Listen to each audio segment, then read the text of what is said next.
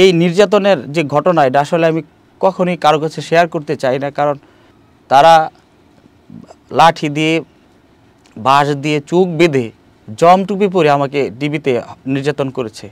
যদি আমি ঢাকা বিশ্ববিদ্যালয়ের শিক্ষার্থীদের সুচিন্তিত মতামতের মাধ্যমে যদি বিপি নির্বাচিত হতে পারি, ঢাকা বিশ্ববিদ্যালয় হবে ঢাকা বিশ্ববিদ্যালয়ের শিক্ষার্থীদের।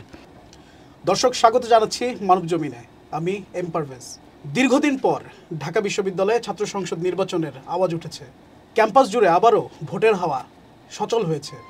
দর্শক, আজকের বিশেষ সাক্ষাৎকারে আমাদের সাথে যুক্ত হয়েছেন বাংলাদেশ জাতীয়তাবাদী ছাত্র দলের কেন্দ্রীয় কমিটির ১ নং যুগ্ম সম্পাদক মমিনুল ইসলাম জিসান। জিসান, আপনাকে স্বাগত। জি, আপনাকেও ধন্যবাদ এবং স্বাগত। দর্শক, দীর্ঘ ১৬ বছরের ফ্যাসিস্ট শাসনের পরে মুক্ত বাতাস পুরো বাংলায়, এবং এই মুক্ত বাতাসে অনুষ্ঠিত হতে যাচ্ছে ডাকসু নির্বাচন। সেই ডাকসু নির্বাচনের প্রার্থী আমাদের আজকের অতিথি, এবং তার যেই সংগ্রাম, তার যেই গল্প, সেই গল্পটি আজকে আমরা তার কাছ থেকে শুনবো।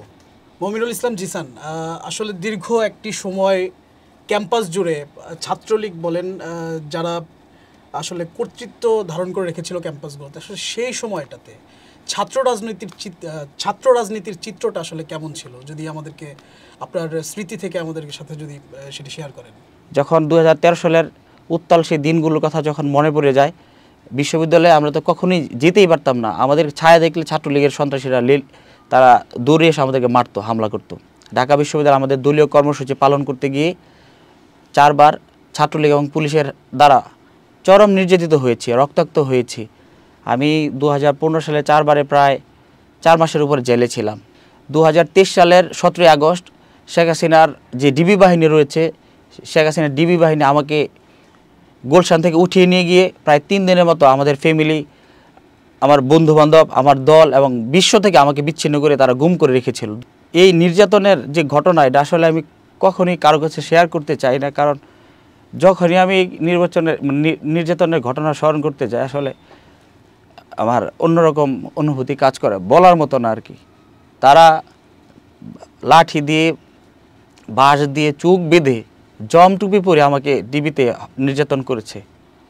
তারপর যখন 3 দিন গুম করে রাখার পরে যখন তারা আমাকে কোর্টে প্রডিউস করে, ওই জায়গা থেকে আমাকে তারা 9 দিন 3 দফায় আবার তারা রিমান্ডে নেয়, আবার মানসিক এবং শারীরিকভাবে অকথ্য নির্যাতন করে। তারপর 9 দিন পরে তারা আমাকে জেলে পাঠিয়ে দেয়। জেলে পাঠিয়ে দেওয়ার পরে তো আমার নতুন বন্দি জীবন শুরু হয় আবার। তারপর 2024 সালের 19শে মার্চ রমজানের মধ্যে আমি জেলখানা থেকে আইনি প্রক্রিয়ায় মুক্তি লাভ করি, এবং যেই যে ভুয়া মামলাটি ছিল, এই মামলা থেকে এখন আমি সম্পূর্ণ খালাসপ্রাপ্ত হই। আমি যখনই যে অবস্থায় থেকেছি, সবসময় এই ফেসিস্ট এবং ভোটচোর আমির এবং নিশিরাতের যে সরকার, তার বিরুদ্ধে প্রত্যেক সময় সবসময় আমি সোচ্চার প্রতিবাদে উচ্চকিত ছিলাম। দর্শক, শুধু মমিনুল ইসলাম জিসান না, আসলে বিগত সরকারের আমলে গুম, বিচার বহির্ভূত হত্যাকাণ্ড বা কারা নির্যাতন, এটি কিন্তু আসলে অনেকেরই জীবনের গল্প। ঠিক এই মুহূর্তে যেটির ধারাবাহিকতা আসলে 24-এর গণ অভ্যুত্থান। আমরা জানতে চাই যে বৈষম্য বিরোধী ছাত্র আন্দোলনে মমিনুল ইসলাম জিসান, আপনার যে সম্পৃক্ততা, সেই সম্পৃক্ততা সম্পর্কে একটু আমরা জানতে চাই। আমি প্রথম থেকেই বৈষম্য বিরোধী আন্দোলনে একদম 5 জুন থেকে একদম সরাসরি মাঠে ছিলাম, তাদের সাথে থেকে কাজ করেছি। কিন্তু যখন আমাদের দল থেকে মধ্য জুলাইয়ে আমাদের দলের ভারপ্রাপ্ত চেয়ারম্যান দেশনায়ক জনাব তারেক রহমান যখন এই আন্দোলনের সর্বাত্মক একাত্মতা ঘোষণা করলো আমাদের ইন্টারনাল মিটিংয়ের মাধ্যমে, তখন কিন্তু আমরা এই আন্দোলনে আমাদের সর্বোচ্চ সাংগঠনিক এবং যত লোকবল রয়েছে তা দিয়ে কিন্তু আমরা আন্দোলনকে বেগবান এবং নির্দিষ্ট একটি লক্ষ্যের দিকে ধাবিত করার চেষ্টা করেছি। আমি যদি স্মৃতিচারণ করতে যাই, এই আন্দোলনের প্রাইম পয়েন্টে 16, 17, 18 জুলাই যখন ঢাকা বিশ্ববিদ্যালয় সহ আশেপাশে অনেক জায়গায় সন্ত্রাসী ছাত্রলীগ সাধারণ শিক্ষার্থীদের উপর নির্বিচারে যখন হামলা করেছিল, আমি ঢাকা মেডিকেল কলেজের ইমার্জেন্সিতে সকাল থেকে রাত পর্যন্ত তাদের যে চিকিৎসা সহায়তা দিয়ে আমি কিন্তু তাদের পাশে ছিলাম। ওই দিন ছিল শুক্রবার 19শে জুলাই 2024। আমি ওই দিন আমার বিশেষ একটি কাজে গিয়েছিলাম রামপুরা। আমার এক শুভাকাঙ্ক্ষী ছিল। তখন দেখলাম যে রামপুরা সি ব্লকে এবং আবাসিক এলাকার ভিতরে ঢুকে পুলিশ মুহুর্মুহু গুলি চালাচ্ছে। কিন্তু আমার তো রাজনৈতিক কর্মসূচি ছিল শাহবাগে, এই প্রেস ক্লাবের সামনে, কিন্তু ওখানে যে রক্তাক্ত যে পরিবেশ, যে পরিস্থিতি, এটা দেখে আমি আর আমার কদম ওখান থেকে আর এক কদম আমি আগালাম না।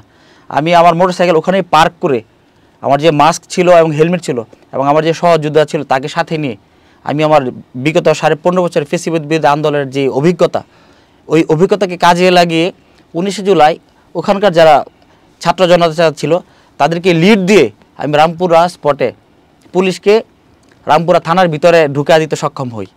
জুলাই আন্দোলন থেকে আমি আসলে আবার আসতে চাই আপনার কাছে, যে জুলাই আন্দোলনে আমরা অভূতপূর্ব একটি ঐক্য দেখেছি সবার ভিতরে। যেরকম আপনি বললেন যে মাস্ক পরে আপনি আন্দোলনে ছিলেন এবং কমন গ্রাউন্ডে, সবাই একটা কমন গ্রাউন্ডে এসে আন্দোলন করেছে, সেখানে একটি বিশাল বৃহত্তর ঐক্যের একটা চিত্র আমরা দেখেছি। সেই জায়গা থেকে আজকে ডাকসু নির্বাচনকে কেন্দ্র করে বলেন, আর পরবর্তীতে 1 বছর কেটে গেছে সেই গণ অভ্যুত্থানের, সেখান থেকে আসলে সেই ঐক্যটা কতটুকু ধরে রাখা গেছে?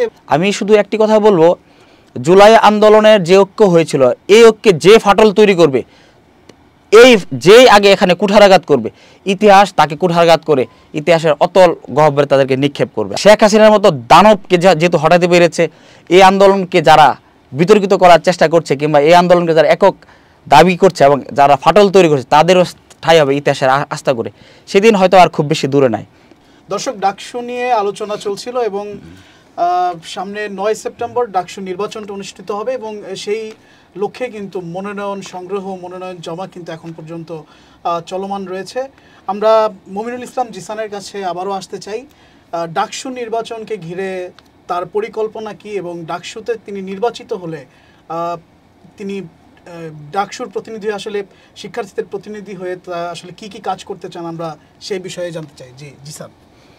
জি, আমি যখন ইন্টারমিডিয়েটে ঢাকা কলেজে যখন ভর্তি হই, তখন থেকেই শিক্ষার্থীদের যে স্বার্থ সংশ্লিষ্ট ব্যাপার, এগুলো নিয়ে সবসময় উচ্চকিত কণ্ঠস্বর ছিলাম।